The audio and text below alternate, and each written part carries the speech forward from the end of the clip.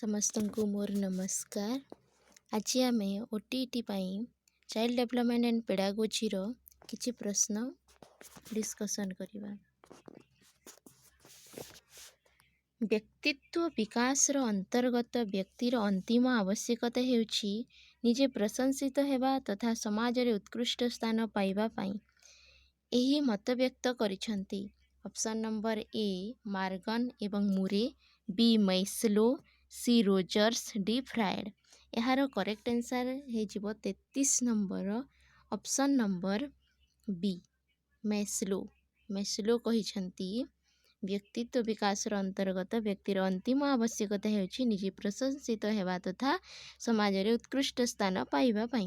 ମୈସ୍ଲୋର hierarchy theory ଜାଣିଥିବେ, ତ ଏଇଟା ତାର ସମାଜରେ ତାପରେ ବ୍ୟକ୍ତି ନିଜର ଡେଭଲପମେଣ୍ଟ ସେ କରିବା ପାଇଁ ସେ ତାର ହାଇରାର୍କି ଯେଉଁ ଅଛି ସେଲ୍ଫ ଏଷ୍ଟେମ୍ ଲାଷ୍ଟରେ ଅଛି, ଏଇଟା ସେ କହିଥିଲେ ମୈସ୍ଲୋଙ୍କ ଦ୍ୱାରା କୁହାଯାଇଥିଲା। 34ର କ୍ୱେଶ୍ଚନ୍, ବ୍ୟକ୍ତିତ୍ୱ ଗୁଣର ଅଭିପ୍ରାୟ ହେଉଛି ଅପସନ୍ ନମ୍ବର ଏ ବ୍ୟବହାର କରିବାର ଶୈଳୀ, ବି ବ୍ୟବହାରର ବିଶିଷ୍ଟ ଗୁଣ, ସି ବ୍ୟକ୍ତି ତଥା ନିରୀକ୍ଷଣକର୍ତ୍ତାଙ୍କ ମଧ୍ୟରେ ସମ୍ବନ୍ଧ, ଡି ଉପରୋକ୍ତ ତିନୋଟି ଯାକ। 34ର କରେକ୍ଟ ଆନ୍ସର୍ ହେଇଯିବ ଅପସନ୍ ନମ୍ବର ଡି ଉପରୋକ୍ତ ତିନୋଟି ଯାକ। ନେକ୍ସଟ କ୍ୱେଶ୍ଚନ୍ 35, ସେହି ଗୁଣ ଅଥବା ଲକ୍ଷଣ ଯାହା ସହଜରେ ବାହ୍ୟ ବ୍ୟବହାର ଅଭିବ୍ୟକ୍ତି ଦ୍ୱାରା ଚିହ୍ନଟ କରାଯାଇପାରେ ତାହା ହେଉଛି ଅପସନ୍ ନମ୍ବର ଏ ସାମାନ୍ୟ ଲକ୍ଷଣ ବା ଗୁଣ, ବି ବିଶିଷ୍ଟ ଗୁଣ, ସି ପୃଷ୍ଠଗତ ଗୁଣ, ଡି ସ୍ରୋତ ଗୁଣ। ଏହାର କରେକ୍ଟ ଆନ୍ସର୍ ହେଇଯିବ 35ର ଅପସନ୍ ନମ୍ବର ସି ପୃଷ୍ଠଗତ ଗୁଣ। ନେକ୍ସଟ କ୍ୱେଶ୍ଚନ୍ 36, ବ୍ୟକ୍ତିତ୍ୱ ସହ ସମ୍ବନ୍ଧିତ ସାମାନ୍ୟ ବିଶିଷ୍ଟ ଗୁଣ ସମ୍ବନ୍ଧିତ ସିଦ୍ଧାନ୍ତ ପ୍ରସ୍ତୁତ କରିଥିଲେ। ସାମାନ୍ୟ ଆଉ ବିଶିଷ୍ଟ ଗୁଣ ସମ୍ବନ୍ଧିତ ସିଦ୍ଧାନ୍ତ କିଏ ପ୍ରସ୍ତୁତ କରିଥିଲେ? 36ର ଅପସନ୍ ନମ୍ବର ବି ହେଇଯିବ correct answer GW Allport. Next question 37, ନିମ୍ନଲିଖିତ ମଧ୍ୟରୁ କେଉଁ ବିଶେଷତା ଗୁଣ ସହ ସମ୍ବନ୍ଧିତ ନୁହେଁ? ଏ ଅନୁମାପନୀୟତା, ବି ନମନୀୟତା, ସି ସାର୍ବଭୌମିକତା, ଡି ଉପରୋକ୍ତ ମଧ୍ୟରୁ କେଉଁଟି ନୁହେଁ? ଏହାର କରେକ୍ଟ ଆନ୍ସର୍ ହେଇଯିବ 37ର ଅପସନ୍ ନମ୍ବର ଡି ଉପରୋକ୍ତ ମଧ୍ୟରୁ କେଉଁଟି ନୁହେଁ। ନେକ୍ସଟ କ୍ୱେଶ୍ଚନ୍, ବ୍ୟକ୍ତିତ୍ୱ ସମଗ୍ର ରୂପ ଅଟେ। ଅପସନ୍ ଏ ଇଦମ୍ର କ୍ରିୟାଗୁଡ଼ିକର, ବି ଅହମ୍ର କ୍ରିୟାଗୁଡ଼ିକର, ସି ପରମ ଅହମ୍ର କ୍ରିୟାଗୁଡ଼ିକର, ଡି ଉପରୋକ୍ତ ସମସ୍ତ କ୍ରିୟାଗୁଡ଼ିକର। 38ର କ୍ୱେଶ୍ଚନ୍ ନମ୍ବର ଆନ୍ସର୍ ହେଇଯିବ ଅପସନ୍ ନମ୍ବର ଡି ଉପରୋକ୍ତ ସମସ୍ତ କ୍ରିୟାଗୁଡ଼ିକର। ନେକ୍ସଟ କ୍ୱେଶ୍ଚନ୍ 39, ଫ୍ରାଏଡଙ୍କ ଅନୁସାରେ ବ୍ୟକ୍ତିର ମାନସିକ ଶକ୍ତି ପ୍ରାପ୍ତ ହୋଇଥାଏ। ଏ ଇଦମ୍ ଦ୍ୱାରା, ବି ଅହମ୍ ଦ୍ୱାରା, ସି ପରମ ଅହମ୍ ଦ୍ୱାରା, ଡି ଉପରୋକ୍ତ ମଧ୍ୟରୁ କେଉଁଟି ନୁହେଁ? 39ର କରେକ୍ଟ ଆନ୍ସର୍ ହେଇଯିବ ଅପସନ୍ ନମ୍ବର ଏ ଇଦମ୍ ଦ୍ୱାରା ବ୍ୟକ୍ତିର ମାନସିକ ଶକ୍ତି ପ୍ରାପ୍ତ ହୋଇଥାଏ। ନେକ୍ସଟ କ୍ୱେଶ୍ଚନ୍ 40, ଫ୍ରାଏଡଙ୍କ ବ୍ୟକ୍ତିତ୍ୱ ସମ୍ବନ୍ଧରେ ସିଦ୍ଧାନ୍ତ ସଂଗଠିତ ରୂପେ ଅଟେ। ଏ ଶାରୀରିକ ବିକାଶର ଅବସ୍ଥାଗୁଡ଼ିକର, ବି ମାନସିକ ବିକାଶର ଅବସ୍ଥାଗୁଡ଼ିକର, ସି ଲୈଙ୍ଗିକ ବିକାଶର ଅବସ୍ଥାଗୁଡ଼ିକର, ଡି ମନୋଲୈଙ୍ଗିକ ବିକାଶର ଅବସ୍ଥାଗୁଡ଼ିକର।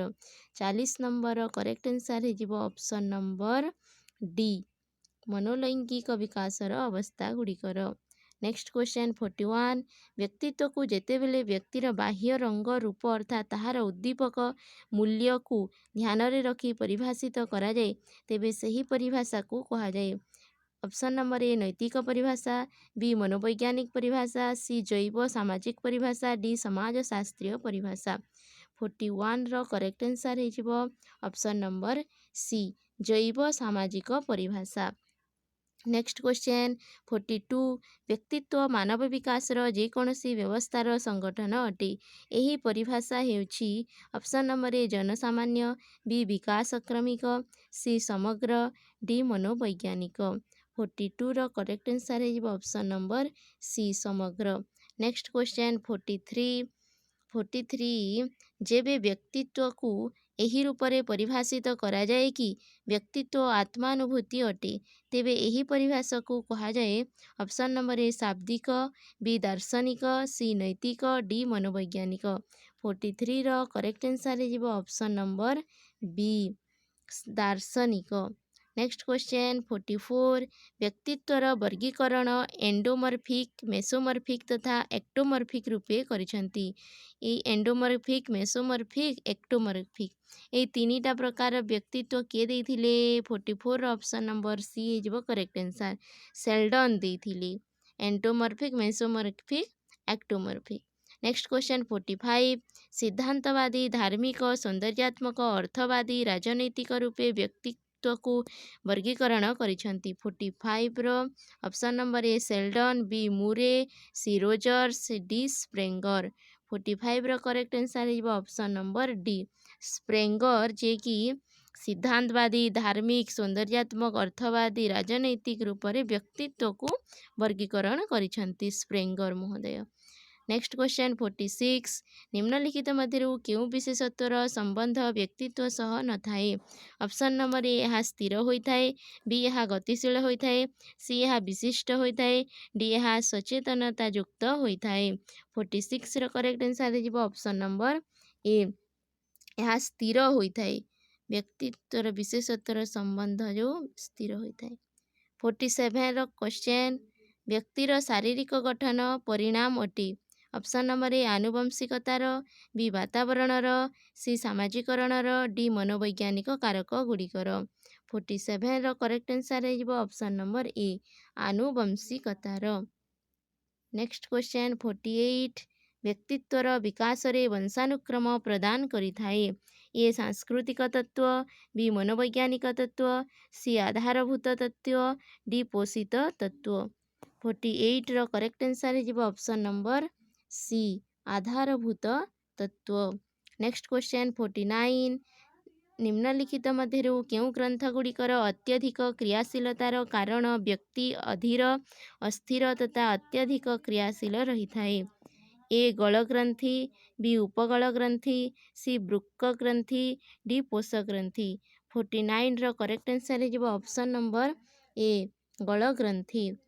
नेक्स्ट क्वेश्चन 50 निम्नलिखित मध्य किए गुण सिद्धांतवादी ट्रायड थियोरिस्ट नुहे नुहे बोली कि कही है।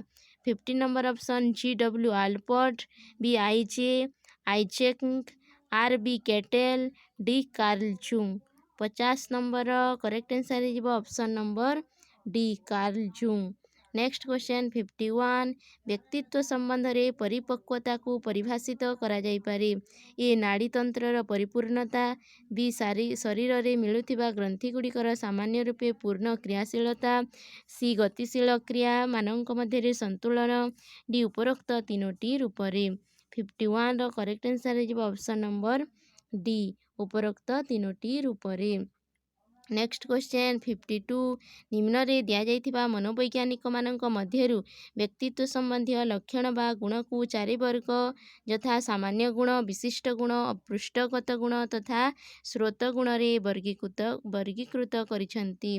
Option number A Jung B Allport C Cattell D Eysenck. 52 रो करेक्ट आंसर है option number C Cattell. Next question 53 निम्नलिखित मध्य क्यों व्यक्तित्व सिद्धांतवादी व्यक्तित्वर व्याख्या संबंध रे सामान्य शांत गुण तथा व्यक्तिगत शांत गुणर चर्चा करिसेंती। 53 रो करेक्ट आंसर कौन हो आल्पोर्ट ने महोदय व्यक्तित्वर सिद्धांतवादी उपरे से शांत गुणर चर्चा करिसेंती तथा सामान्य गुणर। नेक्स्ट क्वेश्चन 54 व्यक्तित्वर अध्ययन पाई निम्नलिखित मध्य क्यों मनोवैज्ञानिक स्वप्न विश्लेषण को महत्व प्रदान करिसेंती। Option number A Sigmund Freud B Alfred Binet C Carl Jung D C S Peirce. 54 रो करेक्ट आंसर है option number A Sigmund Freud. 55 निम्नलिखित मध्य क्यों मनोवैज्ञानिक मतरे सफल व्यक्तित्व ताहा जହାର आत्मसिद्धिर चाहिदा पूर्ण होता है। Option number A Karl Rogers B Abraham Maslow C Henry A Murray D Karen Horney. 55 रो करेक्ट आंसर है option number B Abraham Maslow. Next question व्यक्तिर विकास रे दुईटी मूलभूत आवश्यकता हेउछि प्रथम अभावर आवश्यकता द्वितीय शारीरिक तथा रासायनिक आवश्यकता। एही मत निम्नलिखित मध्यरु केउं सिद्धांतवादी प्रस्तुत करिसंती? Option number A Karl Rogers, B Abraham Maslow, C Henry A Murray, D Maharshi Arvind. 56 रो correct answer is option number B Abraham Maslow. Next question 57 निम्नलिखित मध्यरु केउं व्यक्तित्व सिद्धांतवादी स्पष्ट करिसंती जे व्यक्तित्व व्यक्तिर आत्मप्रत्यय तथा करा जाइथिबा अनुभूति गुड़िकरे संगतिर परिणाम अटे। Option number A Maharshi Arvind, B Rabindranath Tagore, C Abraham Maslow, D Carl Rogers. 57 रो correct answer is option number D Carl Rogers. Next question व्यक्तित्व मूल्यांकनर वस्तुनिष्ठ विधि गुड़िक मूल्यांकन करिथाए। ऑप्शन नंबर ए विद्यार्थीर चेतनायुक्त मनर, बी विद्यार्थीर अचेतनायुक्त मनर, सी विद्यार्थीर अर्धचेतनायुक्त मनर, डी विद्यार्थीर अहम्र। 58 रो correct answer is option number A विद्यार्थीर चेतनायुक्त मनर। नेक्स्ट क्वेश्चन 59 व्यक्तित्व मापिबार परिस्थिति परीक्षण उदाहरण अटे। ऑप्शन नंबर ए व्यक्तिनिष्ठ विधिर, बी प्रक्षेपण विधिर, सी वस्तुनिष्ठ विधिर, डी मनोविश्लेषण विधिर। यार करेक्ट आंसर हो 59 रो ऑप्शन नंबर 59 रो सी हो करेक्ट आंसर वस्तुनिष्ठ विधिर। 60 व्यक्तित्व अध्ययनर सही विधि जोथिरे बिना कोनोसी बाधारे व्यक्ति बा विद्यार्थी को निजे विचार गुड़ी को अभिव्यक्त करने को कहा जाए ताहा हेउछि ए हेला प्रक्षेपण विधि, बी निरीक्षण विधि, सी प्रश्नावली विधि, डी मुक्त साहचर्य विधि। 60 रो question answer option number D हिजबो करेक्ट आंसर मुक्त साहचर्य विधि। 61 व्यक्तित्व अध्ययनर सही विधि जोथिरे सूचना गुड़िक अध्ययनकर्ता एवं उत्तरदाता दुहे मुहांमुही बसी प्राप्त करती ताहाको कहा जाए ए प्रश्नावली विधि, बी निरीक्षण विधि, सी साक्षात्कार विधि, डी चिन्हांकन विधि। 61 रो correct answer is option number C साक्षात्कार विधि। नेक्स्ट क्वेश्चन 62 हैला व्यक्तित्व अध्ययनर सही विधि जोथिरे व्यक्ति परीक्षाकर्ता तथा प्रतिवादी दुहिंकर ही भूमिका नहीं थाए ताहाको कहा जाए ए बायोग्राफी, बी व्यक्ति इतिहास, सी प्रक्षेपण विधि, डी ऑटोबायोग्राफी। 62 रो correct answer is option number D autobiography. Next question विषयी सब्जेक्ट अर्थात अध्ययन करा जाउथिबा व्यक्तिर उपयुक्त क्रियागुड़िकर वास्तविक परिस्थिति गुड़ी को अध्ययन करने निम्नलिखित मध्यरु केउंटी? ऑप्शन नंबर ए साक्षात्कार, बी प्रश्नावली, सी परिस्थिति परीक्षण, डी उपरोक्त मध्यरु केउंटी नुहे। 63 रो correct answer is option number C परिस्थिति परीक्षण। नेक्स्ट क्वेश्चन व्यक्तित्व मूल्यांकनर प्रक्षेपण विधि गुड़िकर अध्ययन करे जे विद्यार्थी अथवा व्यक्तिर। ऑप्शन नंबर ए अचेतन मनर, बी चेतन मनर, सी अर्धचेतन मनर, डी उपरोक्त मध्यरु केउंटी नुहे। 64 रो correct answer is option number A अचेतन मनर। नेक्स्ट क्वेश्चन 65 व्यक्तित्व अध्ययन रे वाक्यपूर्ति एवं चित्रपूर्ति परीक्षण उदाहरण अटे। ऑप्शन नंबर ए व्यक्तिनिष्ठ परीक्षण गुड़िकर, बी वस्तुनिष्ठ परीक्षण गुड़िकर, सी प्रक्षेपण परीक्षण गुड़िकर, डी अर्ध प्रक्षेपण परीक्षण गुड़िकर। 65 रो करेक्ट आंसर हो ऑप्शन नंबर सी प्रक्षेपण परीक्षण गुड़िकर। नेक्स्ट क्वेश्चन व्यक्तित्वर ए मापन करा जाए, बी आकलन करा जाए, सी परीक्षण करा जाए, डी सत्यापन करा जाए।